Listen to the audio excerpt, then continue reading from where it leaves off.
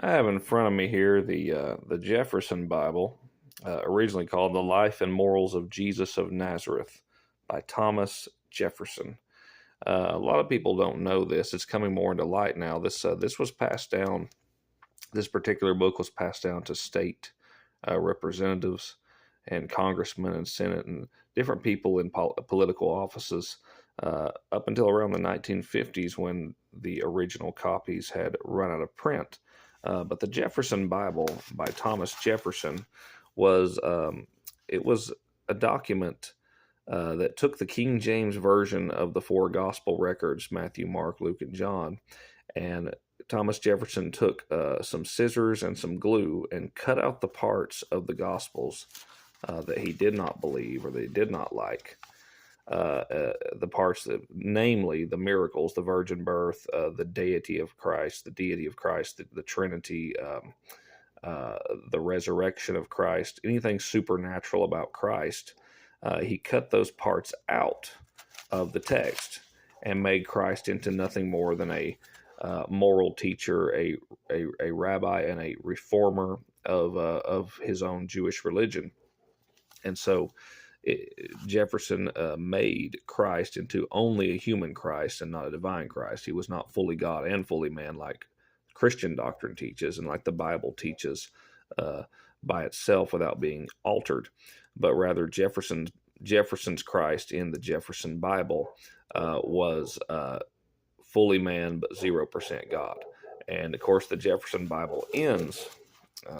Hold on 1 second, I'm able to get to it. Oh, that's my gospel tract in there holding my place. The Jefferson Bible ends with the burial of Christ on the next page. So the burial of Christ, it doesn't have the resurrection, it just has Christ being put in his tomb and being laid to rest. So that was Jefferson's religious views. Now, a lot of people mistake Thomas Jefferson for being a Christian because he made the statement, "I'm a Christian in the sense that that Christ asked us to be, following his doctrines, preferring his doctrines above any other." But what Jefferson meant was he followed Jesus's moral teachings, not that he believed in the divinity of Jesus. And of course, Thomas Jefferson referenced God in the Declaration of Independence, saying the laws of nature and nature's God, and that all men are created equal and endowed by their Creator with certain unalienable rights. But you have to understand the context of the founding fathers of the United States is that, yes, their grandparents and great-great-grandparents were Puritans and Congregationalists and Lutherans and things like that. Yes, the colonies before their time were Christian colonies. But in the time of the founding fathers, in the time of the revolution against Britain, when we ceased to be the 13 colonies and we became 13 United States, most of society has started to turn away from the fundamental Christianity that the colonies originally had in place. And so Thomas Jefferson and George Washington, James Madison, John Adams, and most of our founding fathers were actually deists, not Christians.